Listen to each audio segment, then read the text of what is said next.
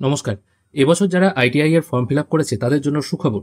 যারা প্রথম ফেজ বা ফার্স্ট রাউন্ড সেকেন্ড রাউন্ডে কলেজে ভর্তির কোনো রকম চান্স পায়নি তারা কিন্তু আবার নতুন করে কলেজ চয়েস করতে পারবে। এবং এরকমও দেখা গেছে অনেকে হয়তো কলেজ চয়েস আগে করে রেখেছিল এবং তারা বিভিন্ন ট্রেডে বিভিন্ন কলেজে চান্সও পেয়েছিল, কিন্তু পেমেন্ট করতে ভুলে গেছে বা নির্দিষ্ট ডেটের মধ্যে পেমেন্ট করতে পারেনি। তারাও কিন্তু এবার বিভিন্ন কলেজে আবার নতুন করে চয়েস দিতে পারবে। এই চয়েস ফিলিং প্রক্রিয়া চলবে 18ই জুলাই পর্যন্ত। তাই 18ই জুলাইয়ের মধ্যে অবশ্যই আপনারা চয়েস ফিলিং করুন, না হলে কিন্তু আপনাদের এই ইয়ারটা লস হবে। চয়েস ফিলিং করার জন্য scvtwb.in এই ওয়েবসাইটে আপনাদের চলে আসতে হবে। এখানে আসার পর যারা অলরেডি রেজিস্ট্রেশন করেছিলেন তাদের তো নিশ্চয়ই রেজিস্ট্রেশন আইডি আছে, মানে রেজিস্টার আইডি হিসেবে ফোন নাম্বারটা আছে, সেই জন্য অলরেডি রেজিস্টার সাইন ইন এই অপশনটায় ক্লিক করতে হবে। লগ ইন করার জন্য আমি রেজিস্টার ফোন নাম্বার, পাসওয়ার্ড ও ক্যাপচা কোড করে লগ ইন করে নেবো। লগ ইন করার পর আমি পেজটিকে স্ক্রোল করে নিচের দিকে চলে এসেছি। এখানে খেয়াল করে দেখুন অ্যালটমেন্ট স্ট্যাটাসের ঘরে নট অ্যাপ্লিকেবল করা আছে, মানে যে ক্যান্ডিডেটের এটা করা হয়েছিল সে ক্যান্ডিডেট নির্দিষ্ট সময় মানে 10 তারিখের মধ্যে 410 টাকা পেমেন্ট করেনি, সেই জন্য সে নির্দিষ্ট কলেজে চান্স পায়নি। এ কিন্তু সুযোগ পেয়েছিল। আপনাদের ক্ষেত্রেও এরকম হতে পারে, অনেকে হয়তো সুযোগই পায়নি, কিন্তু এনার ক্ষেত্রে দেখা যাচ্ছে এ সুযোগ পেয়েছিল কিন্তু পেমেন্টটা ঠিক টাইমের মধ্যে করতে পারেনি। সেই জন্য এর চয়েস ফিলিং ওপেন নাও এই অপশনটা শো হচ্ছে। আমি এই জন্য এই অপশনটায় ক্লিক করছি। এখানে দেখুন বিভিন্ন কলেজের নাম চলে এসেছে। টোটাল 1677টা কলেজ আছে, তার মধ্যে গভর্নমেন্ট কলেজ আছে 700টা।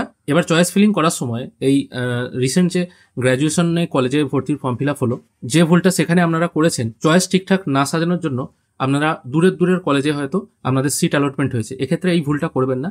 আপনাদের বাড়ির কাছাকাছি বা যে কলেজগুলোতে আপনি পড়তে ইচ্ছুক সেই কলেজগুলোর নাম প্রথমের দিকে রাখার চেষ্টা করবেন এবং শেষের দিকে সেগুলোই রাখবেন।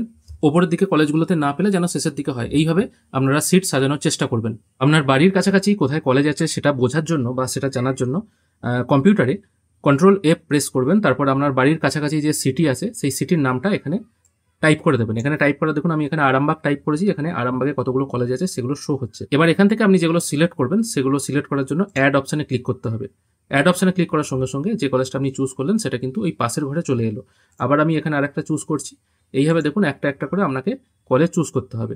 এবার ধরুন আপনার চয়েস করার সময় কোনো কারণে ইলেকট্রিশিয়ানটা প্রথমে হয়ে গেছে, আপনি ওয়্যার হাউস টেকনিশিয়ানটা প্রথমে রাখতেছেন, সেক্ষেত্রে আপনি এই ওয়্যার হাউস টেকনিশিয়ানের ওপরে আপ যে লেখাটা আছে এটির ওপর ক্লিক করলে অটোমেটিকলি এই ওয়্যার হাউস টেকনিশিয়ান ওপরের দিকে চলে যাবে। অথবা নিচের দিকের কোনো কলেজকে ওপরের দিকে তুলতে হলে এই পাশে যে আপ লেখা আছে এটির ওপর ক্লিক করলে হবে, বা নামাতে গেলে ডাউন অপশনে ক্লিক করলে হবে। আপনার পছন্দ মতো কলেজে চয়েস ফিলিং হয়ে গেলে সেভ সিলেক্টেড চয়েস এই অপশনটায় ক্লিক করবেন এবং 18 তারিখে মানে 18ই জুলাই যেই শেষ হবে 19শে জুলাই পড়বে, অটোমেটিক কিন্তু এই সমস্ত চয়েসগুলো লক হয়ে যাবে।